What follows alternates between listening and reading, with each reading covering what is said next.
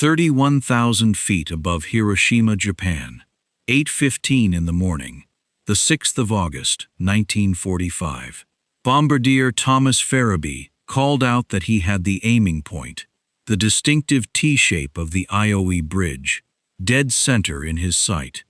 Colonel Paul Tibbets, piloting the B-29 he had named after his own mother, gave the countdown, closed the bomb bay circuits, and felt the aircraft lurch upward as nearly 5 tons of weight fell away beneath him. 43 seconds later, the sky in front of him lit up in colors he had no name for, and in the same instant he tasted something metallic on his tongue, a sensation he would later learn came from the bomb's radiation reacting with the fillings in his own teeth.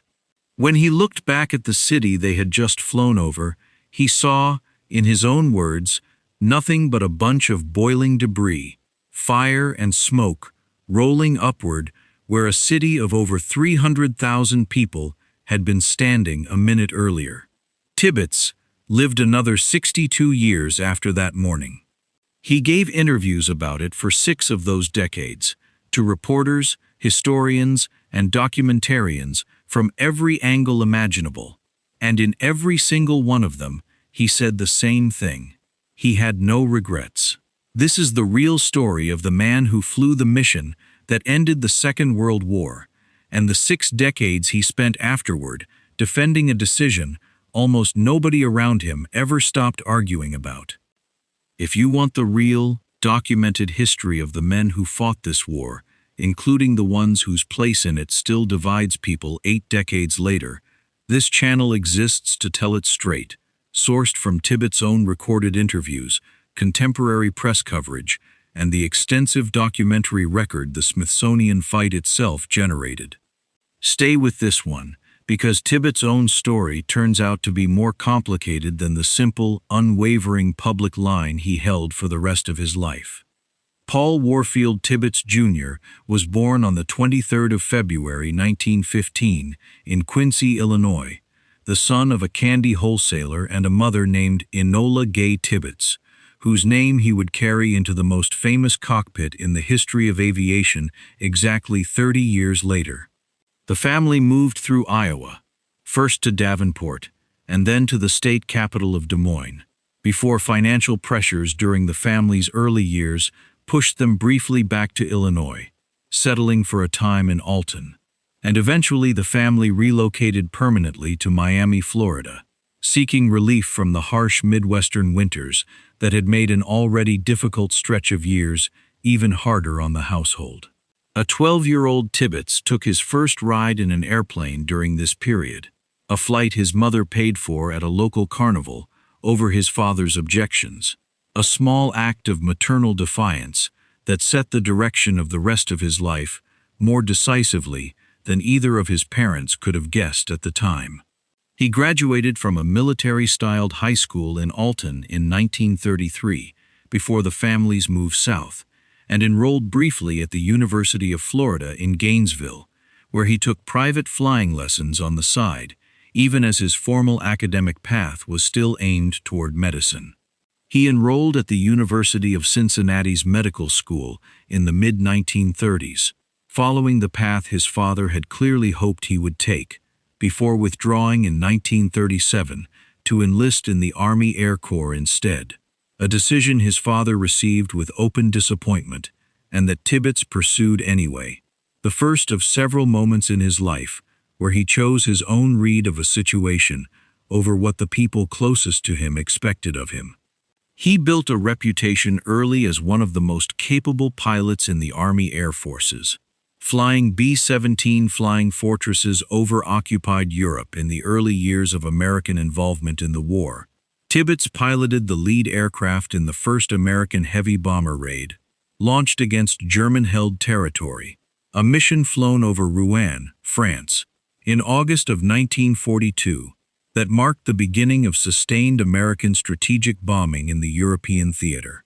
He went on to fly numerous combat missions over some of the most heavily defended German targets of the early war, at a stage in the conflict when American daylight bombing doctrine had not yet developed the fighter escort capability that would later make those missions considerably safer.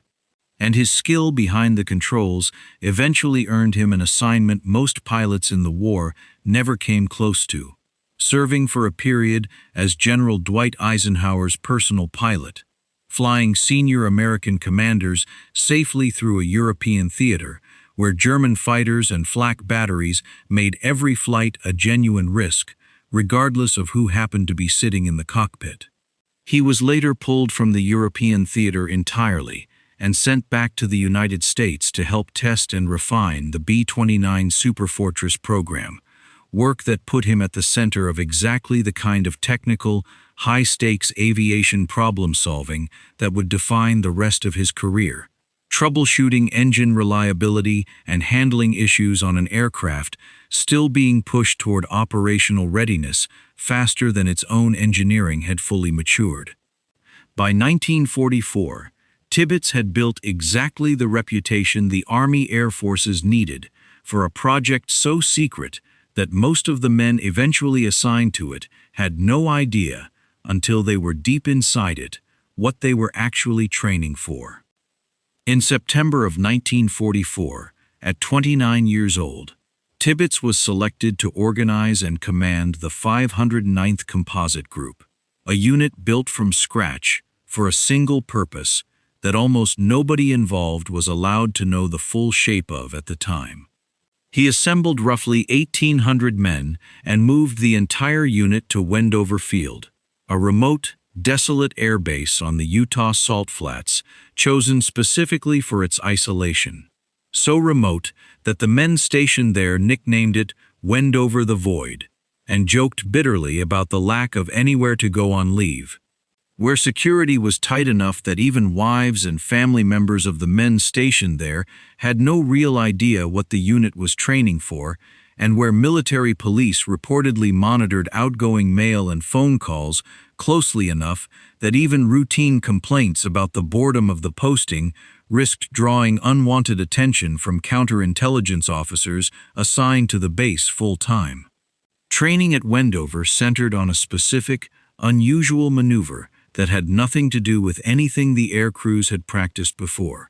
A steep, diving turn to be executed the instant the bomb left the aircraft, rehearsed over and over with dummy weapons of matching size and weight, since nobody involved yet knew exactly how violent the shockwave from a live weapon would actually be, or whether a B-29 flying straight and level after release could survive it. The aircraft themselves were modified B-29 Superfortresses under a program codenamed Silverplate, stripped of armor and gun turrets to save weight and reconfigured with a bomb bay capable of carrying a weapon unlike anything that had ever been built before. Tibbets worked directly with the scientific leadership of the Manhattan Project during this period, including physicist J.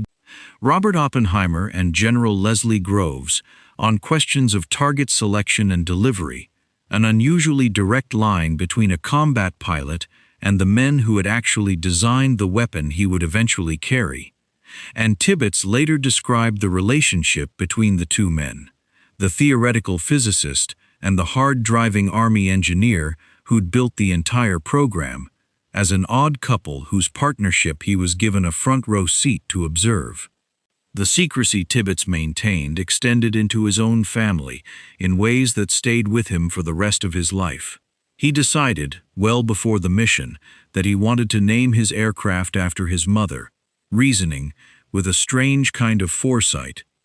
that he understood the plane was going to become famous and wanted to make sure no other aircraft in history would share the name once it did. A decision he made and had painted onto the aircraft's nose only in the very final days before the mission, keeping even that detail compartmentalized from most of his own crew until shortly before takeoff. When his mother learned what he intended to do, she was reportedly stunned and quietly proud, a reaction Tibbets described decades later as one of the few unguarded emotional moments he witnessed from a woman who had, by his account, always carried herself with a certain reserve. His father was a harder conversation. His father had, at different points over the preceding months, asked Tibbets directly what he was actually doing at Wendover, and Tibbets had given him answers constructed to be as far from the truth as security allowed, deflections rather than outright fabrications, but deflections all the same, from a son who had never lied to that same father before. His father noticed. "You never lied to me before," he told his son at one point, during a visit to the base where Tibbets had introduced him to some of the senior officers he was working under without explaining what any of them were actually building together. Tibbets' reply, by his own later account, was simple. "Maybe not," he said, but he had to on this occasion. The night before the mission, a flight surgeon named Don Young handed Tibbets a small cardboard box containing 12 cyanide capsules, one for each member of the crew, in case the aircraft went down over Japan and the men found themselves facing capture rather than death. A detail that tells you plainly how seriously the Army rated the strategic value of the technology riding in that bomb bay, and how completely the crew understood that failure carried a cost measured in more than a failed mission. Tibbets later described weighing, in the hours before takeoff, just how differently this mission would be treated by history depending on which way it went, telling colleagues, half joking and half entirely serious, that a failed mission would likely have ended in a court-martial rather than the fame that instead awaited him. An exaggeration in the strict legal sense, but one that captured something real about the enormous, career-defining gap between the two outcomes he was flying toward. Tibbets briefed his crew on the nature of the weapon only in the hours immediately before takeoff, gathering the 11 other men who would fly with him, and explaining, in terms deliberately kept general enough to satisfy security requirements even at that late stage, that the bomb they carried was unlike anything used in the war before it, without detailing the specific physics behind it. Some crew members, including Farabee himself, later admitted they slept through parts of the flight out to the target, a detail that reads almost unbelievably calm given what the aircraft was carrying, and that Tibbets attributed less to indifference than to 11 months of training that had made the mechanics of the mission itself feel almost routine by the time it actually happened, everything except the payload. The flight itself covered nearly 2,000 miles, roughly 6 hours from the American base on Tinian Island to the target over southern Japan, navigated with nothing more sophisticated than dead reckoning and radio beacons. No satellite guidance, no computer assistance, a level of technical precision that made hitting a specific bridge from over 5 miles up an achievement in its own right, entirely separate from the weapon itself. 2 additional B-29s flew alongside the Enola Gay that morning, the great artiste carrying scientific instruments to measure the blast's yield and effects, and a third aircraft, later named Necessary Evil, assigned to photograph the results for the historical and scientific record. A small formation of 3 aircraft, carrying out what would become, within hours, the most consequential single mission any aircrew had ever flown. Each aircraft carrying its own specialized crew, who understood only their own narrow piece of what the formation as a whole was actually there to accomplish. Hiroshima had already sounded several air raid sirens that morning for reconnaissance aircraft passing overhead. False alarms the city's residents had grown accustomed to dismissing by the time the actual mission arrived, meaning the population below had no real warning that this particular formation of 3 aircraft, flying at an altitude and in a pattern that resembled dozens of harmless reconnaissance flights that had passed over in preceding weeks, carried anything different from what had come before. Tibbets flew the Enola Gay into a steep, practiced turn the instant the bomb left the aircraft, a maneuver the crew had rehearsed specifically to put maximum distance between the aircraft and the blast in the roughly 43 seconds it would take the weapon to fall and detonate, a technique tested repeatedly during training, but never, until that morning, against a live nuclear detonation with the crew's own lives riding on how precisely they'd calculated the geometry. When the flash came, Tibbets described the light filling the cockpit in colors he struggled for the rest of his life to fully put into words, and the physical jolt of the shockwave reaching the aircraft moments later hit hard enough that some crew members initially thought they'd taken anti-aircraft fire directly. When Tibbets and his crew looked back at the city, the column of boiling smoke and debris was already climbing past the aircraft's own altitude, a sight that reduced the normally talkative bomber crew to near total silence for the return flight back to Tinian. The death toll at Hiroshima is usually cited in a range between 70,000 and 100,000 people killed instantly or within the first day, a range that itself understates the total cost, since tens of thousands more died over the following weeks and months from burns, radiation sickness, and injuries that overwhelmed a medical system with almost nothing left standing to treat them. And modern estimates that account for deaths through the end of 1945 from radiation exposure alone push the total meaningfully higher than the immediate blast figures most casual accounts cite.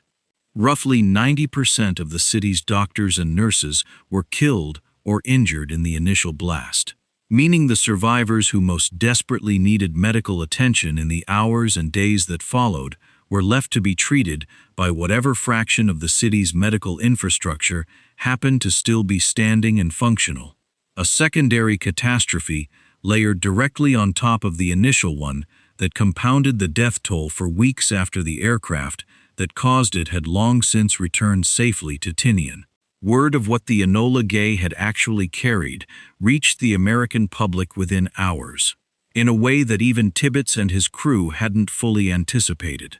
President Harry Truman, speaking from Washington, announced to the country that the United States had dropped a new and revolutionary weapon on a Japanese military base.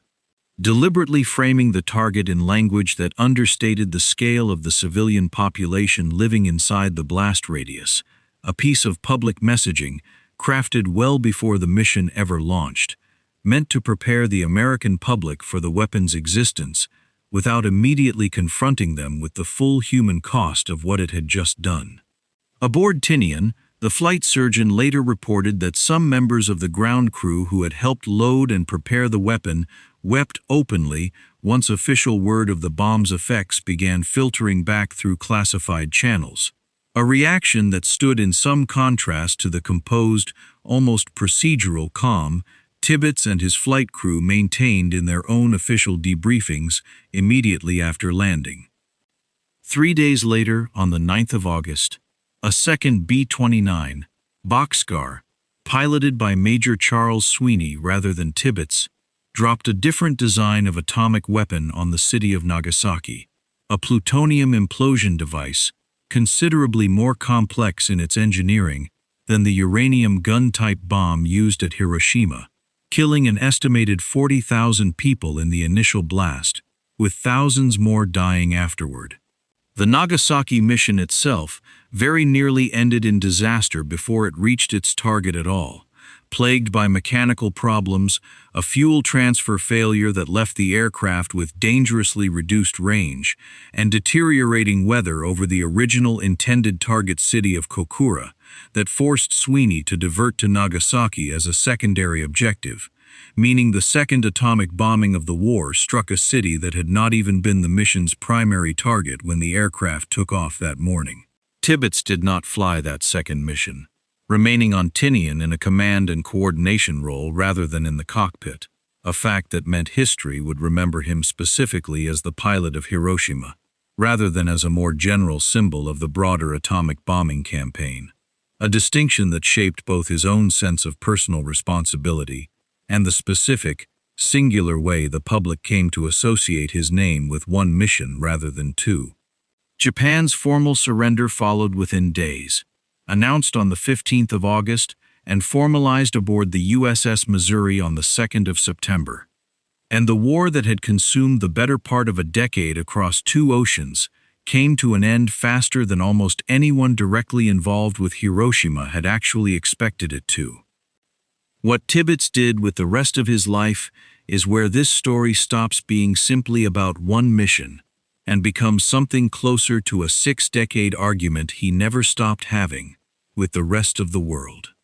He remained in the Air Force after the war, rising eventually to brigadier general, and spent years working on nuclear weapons testing and delivery programs during the opening, most dangerous stretch of the Cold War arms race, a continuation, in a quieter institutional form, of the same work that had made him famous in the first place. He later served in senior logistics and procurement roles, including a stint helping oversee production contracts for aircraft that would go on to fly in Vietnam, and retired from active duty in 1966 after a career that, on paper, looked like the steady, respectable arc of a competent, well-regarded senior officer,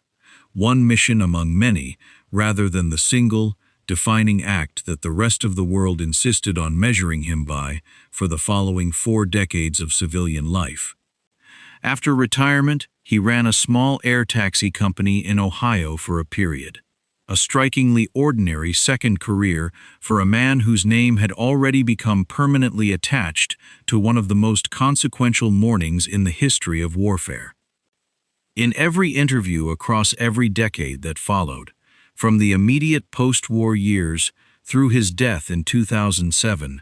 Tibbets held to the same position with a consistency that reporters who covered him across different eras often remarked on directly. He told the writer Studs Terkel in a 2002 interview, one of the more widely circulated and often quoted conversations of his later life,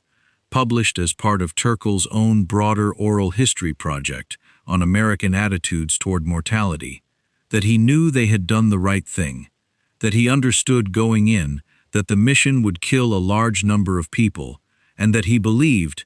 without qualification, that the deaths prevented by ending the war outnumbered the deaths the bomb itself caused, telling Terkel directly that the mission meant the Allies would not have to invade the Japanese home islands, a line he returned to in nearly every substantial interview he gave from the 1970s onward, as the single load-bearing justification underneath everything else he said about the mission. In a 1975 interview, he offered a distinction worth sitting with, rather than dismissing as simple bravado. He said plainly that he was not proud that he had killed 80,000 people. What he said he was proud of was something narrower and, in his own telling, separable from the killing itself, that he had been given an assignment, built from nothing, organized it, trained for it, and executed it with a level of precision that worked exactly as planned. It's a distinction that asks the listener to separate pride in professional execution from any moral verdict on what that execution accomplished, a distinction plenty of critics have found difficult to accept as genuinely separable, since the precision he took pride in was, after all, precision aimed specifically at killing as many people as efficiently as possible, but one Tibbets himself appears to have believed sincerely enough to repeat it, in almost identical language, for the rest of his life. He returned to a version of the same framing repeatedly across later decades, telling interviewers that he'd weighed the mission's cost against the cost of the alternative he believed it prevented, and had made his peace with the arithmetic before the aircraft ever left the ground, rather than working through it retroactively once the consequences became public. Whether that peace was earned through genuine, sustained moral reasoning or simply through 6 decades of practiced repetition of the same defensive script is a question none of his interviewers ever seemed able to fully settle, including several who pressed him on it directly and came away describing a man who answered with total consistency but very little visible interior struggle, an absence some found admirable and others found faintly unsettling in a man who had, by his own account, personally witnessed the human cost of what he'd done, from close enough to taste it in his own mouth. He was not without his own complicating claims. In some later interviews, Tibbets offered personal anecdotes meant to explain his lack of ambivalence about the war against Japan specifically. including a claim that he had classmates who had been beheaded by Japanese soldiers practicing swordsmanship, an assertion historians examining his public statements have treated with real skepticism. Since no independent corroboration of the specific claim has ever surfaced in any documented record from the period, and since the story's basic shape, wartime atrocity rumors attached to specific, personally known victims, matches a pattern scholars of wartime memory have identified in numerous other veteran accounts that later proved impossible to verify against contemporary documentation. One academic study of Tibbets' public statements, published decades after the war, examined the way his justifications shifted register over time, moving fluidly between hard strategic arithmetic, invasion casualties avoided, lives saved on both sides, and more visceral, emotionally charged personal claims about Japanese wartime brutality that served a similar rhetorical purpose without requiring the same kind of statistical defense. Whether the beheading story was accurate, exaggerated, or a piece of wartime rumor Tibbets had absorbed and repeated as personal memory, it functioned the same way in every telling, as a justification reaching for something more visceral than strategic calculation to explain a moral position he otherwise defended almost entirely in the dry language of military necessity and lives saved. That position, and the country's relationship to it, was tested most publicly not during the war itself, but nearly 50 years later, in a fight that had almost nothing to do with combat and everything to do with how a museum tells a story. The Enola Gay's own physical fate after the war was itself a decades-long saga, spending years in outdoor storage exposed to the elements,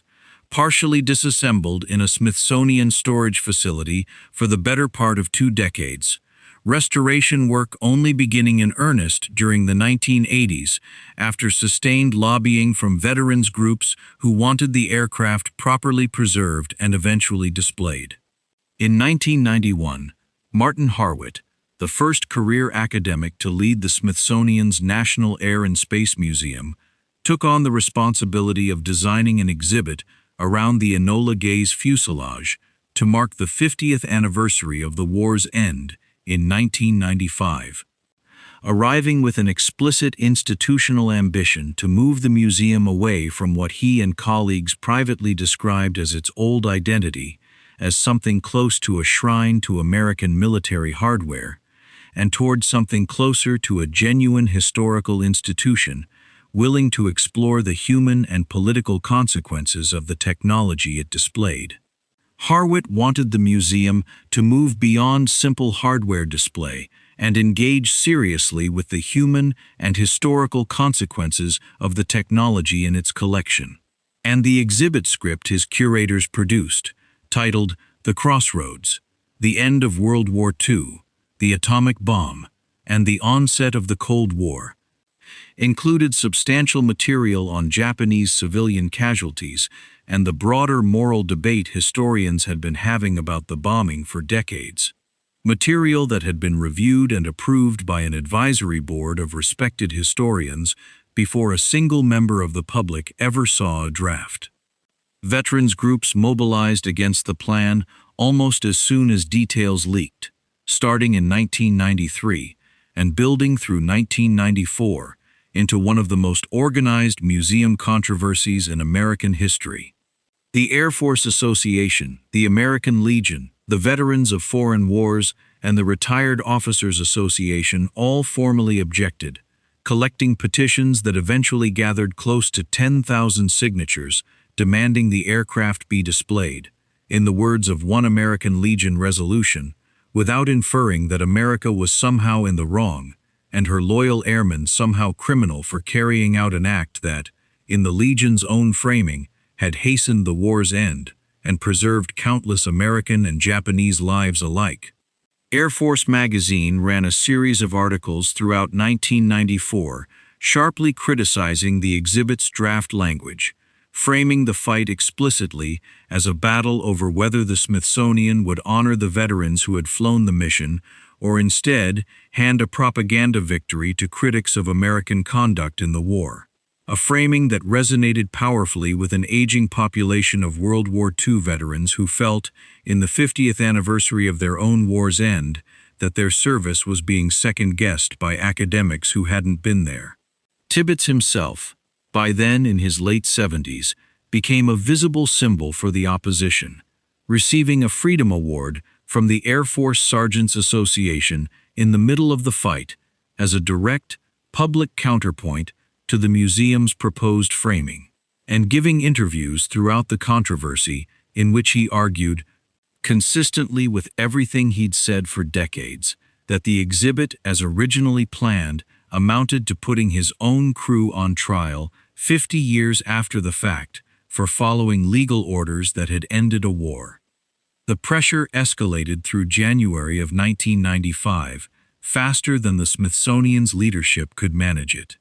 Harwit, trying to placate critics without abandoning the exhibit's core historical content, unilaterally cut the exhibit's own estimate of the American casualties a land invasion of Japan would likely have produced by 75%. A revision that satisfied almost nobody and drew its own separate criticism, from historians this time, for appearing to bend historical estimates to political pressure in real time rather than to any new documentary evidence. The American Legion called for the exhibit's outright cancellation and a congressional investigation on the 18th of January. The Air Force Association followed with the same demand 2 days later.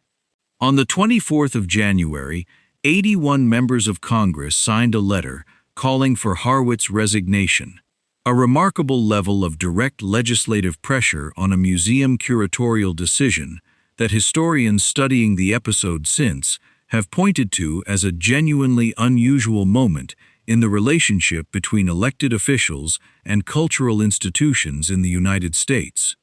6 days later, on the 30th of January 1995, the Smithsonian formally canceled the original exhibit entirely, replacing it with a stripped-down display of the fuselage alone, largely without the historical context or debate the original script had been built around. A decision the Washington Post's own arts coverage described bluntly as an exhibit that focused on the hardware and skirted the horror entirely. One museum curator, Tom Crouch, summed up the impossible position the institution had been placed in a line that outlived the controversy itself, asking his own director directly whether they wanted an exhibit meant to make veterans feel good, or one that would lead visitors to actually think about the consequences of the bombing, because he did not believe the museum could realistically do both at once. The Organization of American Historians later criticized the final watered-down exhibit as patriotically correct rather than historically honest, and Harwit himself resigned from the museum before Senate hearings into the controversy ever convened. Tibbets watched all of this unfold as a very old man being asked, once again, decades after the fact, to defend a 6-second decision that had defined the rest of his life, a controversy that reopened briefly again in 2003 when the fully restored Enola Gay moved to its permanent home at the Smithsonian's new facility near Dulles Airport, drawing fresh protests and fresh defenses of the aircraft from opposing camps, who had by then been having essentially the same argument for the better part of a decade. When he died in November of 2007, at 92, he left specific instructions that reveal how completely he understood his own contested place in the country's memory, even at the very end. He requested no funeral and no headstone, telling a longtime friend, Jerry Newhouse, he feared a fixed, physical location would simply become a permanent gathering point for the people who had spent decades protesting what he'd done, some of whom had thrown red liquid on museum aircraft during earlier anniversaries of the bombing to make exactly that point, a documented form of protest specifically aimed at Enola Gay-related displays that Tibbets had followed closely enough, even in his final years, to plan his own posthumous arrangements around avoiding. A man who spent 62 years insisting publicly that he had nothing to apologize for, arranged, in his final instructions, to leave behind no fixed place where that argument could keep finding him after he was gone. A quiet admission, in the most practical terms available to him, that the argument itself was never actually going to end. Here's the thing worth sitting with, because Tibbets' own life turns out to be a strange kind of case study in what it looks like to hold a single, consistent public position for 6 decades, while the world's judgment of that position kept shifting underneath him without ever fully settling. The case for what he did rests on numbers that were real and consequential at the time. American military planners were genuinely preparing for an invasion of the Japanese home islands, codenamed Operation Downfall, that they projected could cost hundreds of thousands to over 1 million casualties on both sides combined. And the bomb, alongside the firebombing campaign that preceded it, brought the war to an end without that invasion ever having to happen. Tibbets held that argument sincerely and consistently for the rest of his life, and it is not a frivolous argument, even among people who ultimately find the bombing itself impossible to fully accept. Serious historians on the more sympathetic end of this debate point out as well that Tibbets was a 30-year-old colonel executing a lawful order handed down from the President of the United States, not a policymaker weighing the strategic alternatives himself, and that holding the pilot personally, morally responsible for a decision made at the highest levels of civilian government, risks confusing the man who carried out an order with the much smaller circle of people who actually chose to give it. The case against treating that argument as a clean, sufficient answer doesn't require denying any of those numbers, or denying that meaningful distinction between the man who flew the mission and the men who ordered it.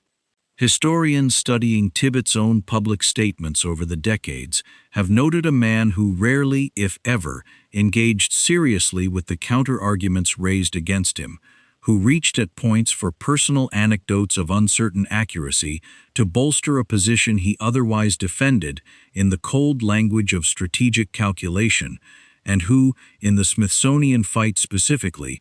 became the public face of an effort that succeeded in stripping a National Museum's exhibit of exactly the kind of complicated historical context that might have let two things be true in the same room at once: that ending the war saved lives, and that dropping the bomb killed tens of thousands of civilians in a single morning, without either fact canceling the other out. The version of the story that survived the Smithsonian fight, the fuselage displayed largely without the context the original curators had spent years researching, arguably tells visitors less about what actually happened in August of 1945 than either side of that argument would have wanted a national museum to teach. Tibbets never seemed to need that complexity for himself. Whether the country he served for the rest of his life actually needed him to hold it that simply on its behalf is the question the Smithsonian fight raised in public in 1995 and never fully answered. If you want more of the real, documented history behind the men who fought and ended the Second World War, subscribe and tell me in the comments whether you think Tibbets was right to never look back.